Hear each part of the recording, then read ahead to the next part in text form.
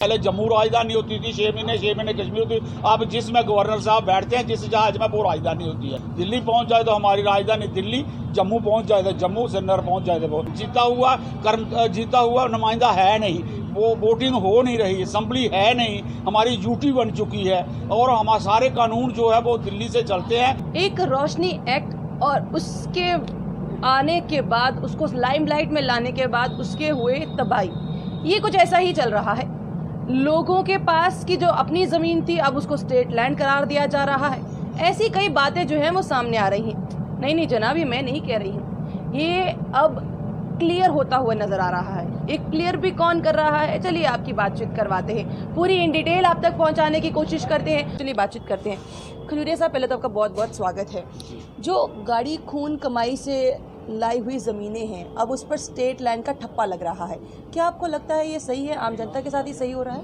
नहीं, ये बिल्कुल गलत हो रहा है, अन्याय हो रहा है और जुल्म हो रहा है। क्योंकि वो ज़मीन किसानों ने बड़ी मेहनत से बनाई हुई थी, क्योंकि जो ज़मीनें बॉर्डर के नज़दीक थी, ख़ासकर वो ज़मीनें उस वक्त जंगल हुआ करते थे। 47 के बाद गवर्नमेंट ने एक वाइल्ड कैटल कैचिंग स्कीम, एक डिपार्टमेंट बनाया कि जंगली जानवरों को पकड़ो और उसे खाली करो। और उस डिपार्टमेंट को उस ज़मीन को खाली करने के बाद सरकार ने ही ट्रैक्टर लगाकर वो ज़मीन पहले एक बार वो बो दी, उसको खाली बना दिया खेती का। फिर लोगों को कहा, जो लोग बेचारे दूर के रहने वाले थे, उनको कहा कि आप नीचे जाओ बॉर्डर के पास और वहाँ जाकर उस ज़मीन को बो।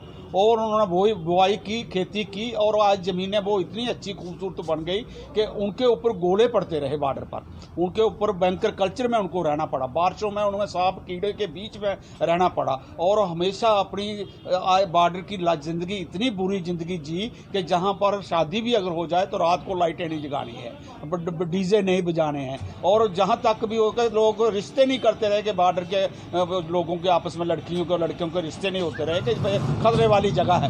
आज वो ज़मीन जब रोशनी एक्ट बना तो एक उम्मीद जगी कि ये ज़मीन अब गिरदौरियाँ हो जाएंगी लोगों की और उनको मिल्कियत मिल जाएगी। और ऐसा कानून हुआ भी पास और उन्होंने लोगों ने पैसे भी जमा कराए पर कनाल। कोई 100 रुपया रेट था, कहीं 150 रुपया रेट था, वो पैसे भी जमा हुए। लेकिन एक ऐसा साजिश हुई, साजिश के तहत एक PIL लगी और PIL को प्लीड किया गया कि जहां पर बहुत बड़ा स्कैम हो गया है, जहां पर खतरा आ गया है, लूट मार हो चुकी है और उसे क्रिमिनलाइज भी किया गया कि जहां ज़मीन जहाद हो जाएगा, लोग अलग किस्म के आ जाएंगे, जम्मू को घेर लिया जाएगा, डेमोग्राफी बदल जाएगी।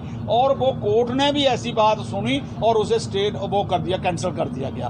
जो लोग पैसे वाले थे उन्होंने फिर भी वो सुप्रीम कोर्ट में पहुंचकर उसको रिव्यू पिटीशन लगाकर उस ज़मीन को अपने पास रख लिया। लेकिन आम जनता को आज नोटिस मिल रहे हैं और उनके घर तहसीलदार पहुंचकर नोटिस लगा रहा है कि ज़मीन खाली करो, गिरदौरियाँ काट दी गई हैं और हाहाकार मची हुई है। हमने कल भी हीरानगर में एक बहुत बड़ा धरना दिया, 500 किसानों का, कठुआ में हमने धरना दिया और नीचे हमने मडीन में एक धरना दिया और उसी तर्ज पर चलेगी जैसे दिल्ली में चली, किसानों को इकट्ठा करें। पर किसानों के तो अच्छे दिन आ रहे थे, आ चुके थे, उनके जो उन्होंने कहा था कि काले कानून है वो तो वापस हो चुके थे, पर अभी भी जम्मू के किसान खुश नहीं है। जम्मू के साथ जम्मू कश्मीर तो हम एक ऐसी जगह पर बसे हुए हैं जो एक लवाटरी है इंटरनेशनल पॉलिटिक्स की और नेशनल पॉलिटिक्स की, जहां पर 1947 से लेकर हमने 3 बड़ी जंगें देखी, करगिल वार देखी और लगातार गोली के बीच में रह रहे हैं। हमारे लिए कोई, हालांकि हिंदुस्तान पाकिस्तान आपस में दुश्मन कहते हैं, लेकिन व्यापार इनका बम्बे से चलता है,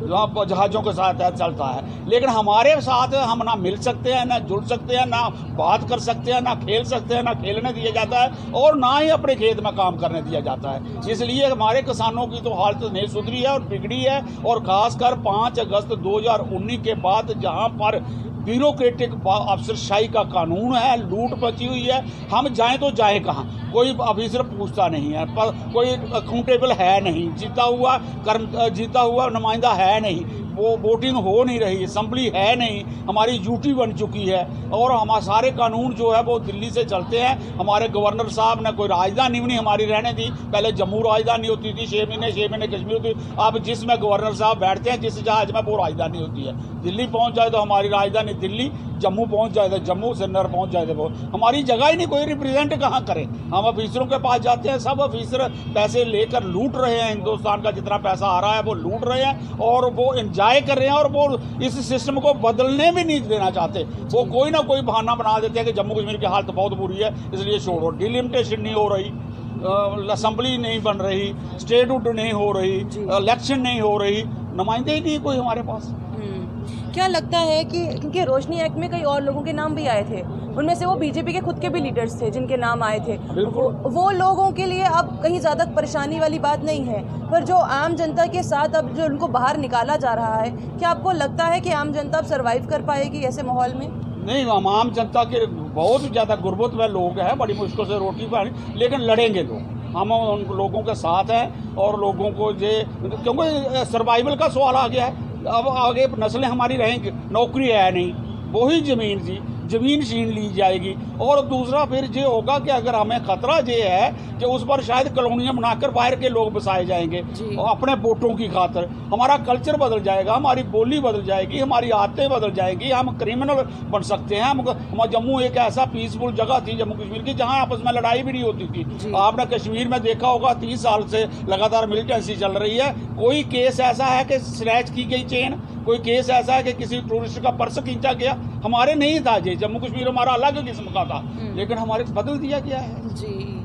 तो जम्मू कश्मीर का जो ये कहा जा रहा था कि डेमोग्राफिक चेंज हो रहा है, जियोग्राफिकली चेंज हो रहा है, वो असल में अब इस तरीके से चेंज हो रहा है कि जो टूरिस्ट आते हैं वो भी परेशान हैं, आम जनता भी परेशान है। आम जनता ने जो अपनी बहुत ही ज़्यादा मेहनत से जो ज़मीन को जोता था, आज वो ज़मीन भी उनके पास नहीं रह रही है। और जो बॉर्डर के पास के लोग हैं वो तो क्या ही कहें, उनके लिए तो शायद अब आवाज़ होगी हमारे पास पर अल्फाज नहीं, क्योंकि उनकी हालत बद से बदतर होती जा रही है।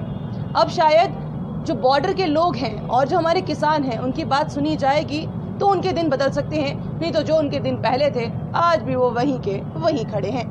आपको क्या लगता है कमेंट बॉक्स में कमेंट करना ना भूलिएगा। बने रहिए जम्मू परिवर्तन के साथ। मुझे और रोहित जी को दीजिए इजाज़त। नमस्कार।